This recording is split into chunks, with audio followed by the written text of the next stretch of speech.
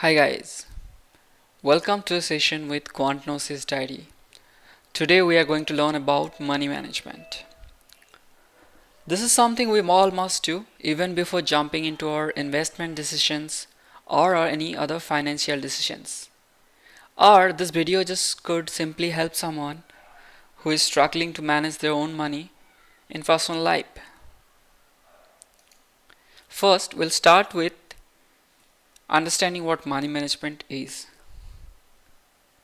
So money management is basically a continuous process of balancing your inflow of money in an account and outflow of money in an account.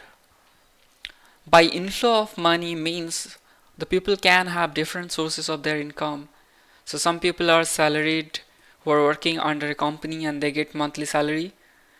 Some people have a business and they have regular revenue from their business, or someone could just have some sort of asset like a house where they just rent it out and then that gives a regular inflow of money in their account. So the earning is the source where your inflow of money comes from, and then people have a regular expenditure for living their life. We pay for our food, for a place to stay, or our clothes, etc., etc. And then whatever remaining left is supposed to be our savings. So the money management teaches us about managing, optimizing this entire process. Right? So where can we optimize? So we maybe have multiple sources of income, every individual. You might have a fixed deposit in a bank and that gives you an interest rate every month or every year. Or you also have a business that gives you a source of income. So all this source of income is combined as your earnings, and the expenses are need to be managed. So if I don't manage my expenses, the outflow of the cash or the money from my account will get bigger and I'll not be able to manage it properly. And savings is something required to achieve our financial goals. But in reality, is this what it really is for us? I mean, we do have one or many earning sources for individual or even some more than one people in family, and then we categorize after earning whatever we are spending as expenditure, and then if someone asks for savings, we just chuckle and say, what is savings? And there are expenses that I know about, and but there are also expenses I don't even know where the money is going. Is this your story?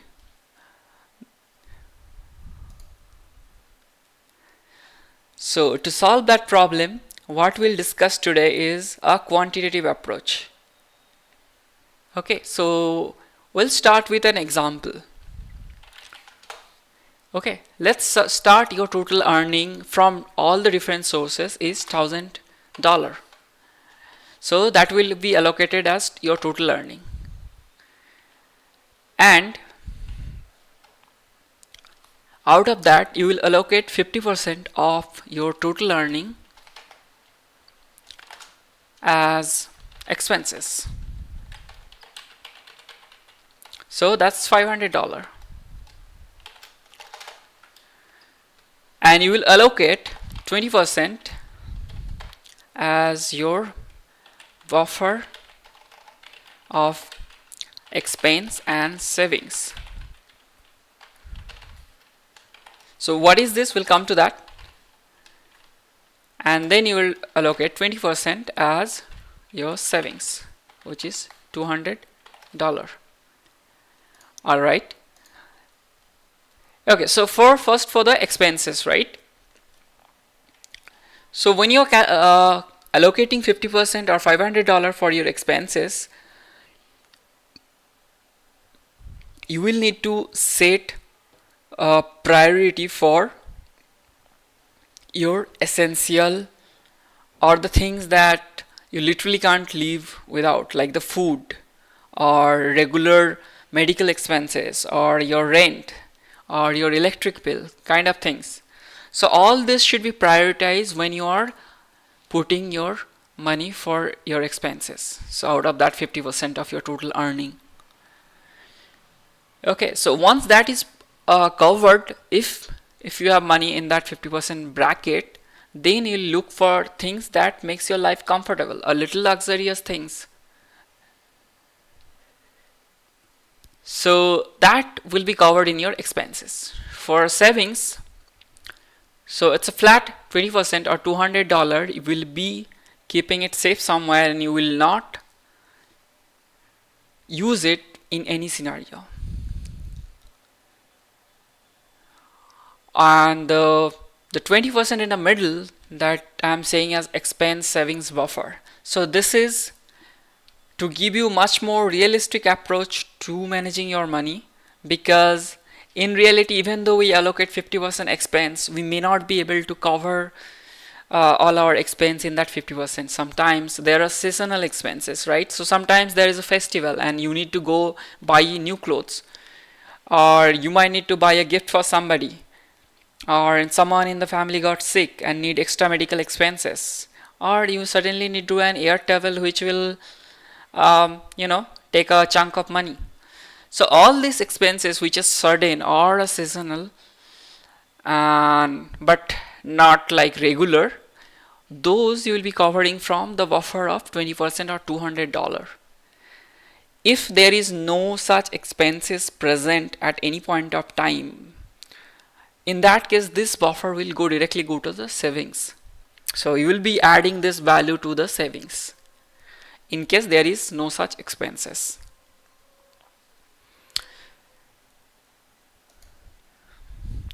Okay, so we discussed how to budget your total earning into different category.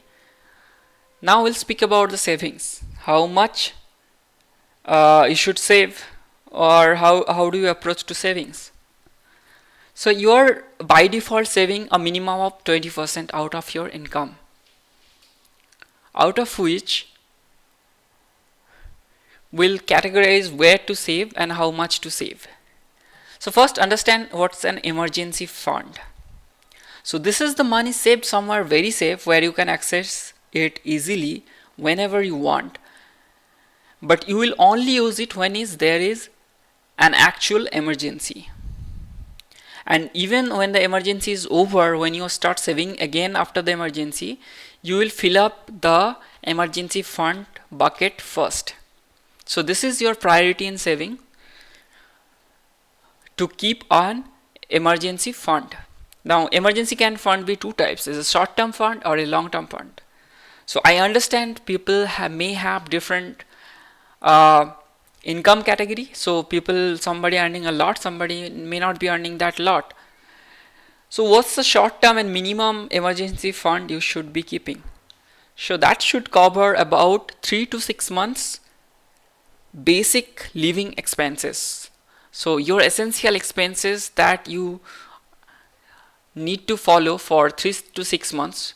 So that will be your short-term emergency fund. For long-term emergency fund, which is an optional, which I'm categorized here as emergency fund 2, can be kept for 12 months or 2 years, 1 years, and then 24 months or 2 years or 5 years worth of your basic expenses. Now this is an optional, I said, because the second category of emergency fund is for the people whose earning source is in a risk. So you might be earning that is not from a source that is not very stable. So or you might fear that you might lose a job. Things like that, when you fear there is a higher risk involved in the source of your income, then you should be preparing for a bigger emergency fund. Okay, so in that case you will be doing the category 2 emergency fund. So depending on your risk on your source of income, you will either choose an emergency fund category 2 or a emergency fund category 1. Okay, now next part of the savings could go for your goal. Okay, let's say you have a hobby and you just always wanted that expensive guitar, or you wanted a new high configuration PC, or an expensive phone, or it could be a car. It could be a car. So for all of these, so let's say you that goal that you need is require $1,000, but since you're saving $200 per month, you have to save only for 5 months, right? So the savings for a goal will be always a time limit goal, right? So for these many years or this many months, you will be saving for to get that goal achieved. Finally, and one of the most important part of the savings is investment capital. So what happens over the years? Money loses value because of inflations, and then the price of the things that you need, the price become higher, and the money you have, the value of the money becomes lower. So if you just keep your money sitting idle, then so there will be a depreciation in your value of the money. So for that, you will need to invest in some place where you can keep up with that depreciation of money. So for that, you allocate an amount which is your investment capital. So investment just does not mean it's a stock market investment. It could be just a fixed deposit or a provident fund, or it could be a pension scheme, whichever it is. So that is your part of your investment capital. So it's investment for your future. So you basically do investment to grow your money over the time. And we'll talk about more how to allocate your investment capital in different places and based on your risk profile or risk that you should be taking, but not in this video. Okay, so we more or less covered here. So we talked about you need to allocate your budgets into different category, and you will always need to have a savings, and savings should be prioritized with the emergency fund, and part of the savings should go to investment capital, and occasionally you may have a goal that you can achieve using the savings for a goal. Now let's talk about some random tips. Okay, so what are the good way to manage your money? So you should always know your expenses. It does not matter your expense suddenly got very big, as long as it's within this 50% amount. So you should always know where your money is going.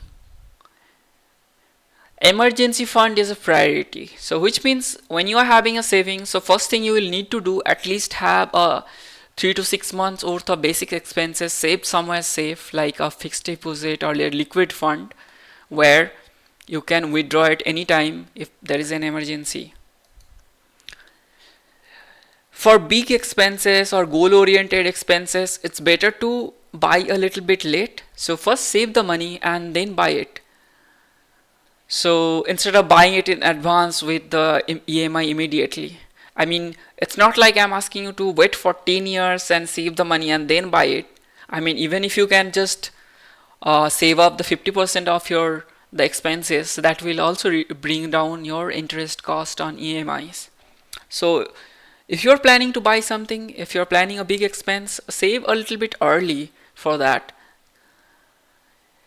And some of us are very forgetful, and we forget things where we are spending, and then we forget a lot of things, right? So we can't keep track of all these numbers and all. So for that, use a diary or a tracking mobile app, or simply a desktop Excel sheet, whichever is convenient to you, and track your expenses or your earning and where your money is going. Okay, lastly, spend some money on your happiness. So remember that 10% we spoke about earlier, which is not accounted in this total earning. So spend that 10% for things that makes you happy. Okay, so it could be could be simply a hobby that you have, you can spend on that, or it could be you're sharing in a charity or a donation, or in an NGO you are giving. So it could be that. But in case you are someone who is like dead inside and don't feel joy anymore in life, just put that 10% in your savings account.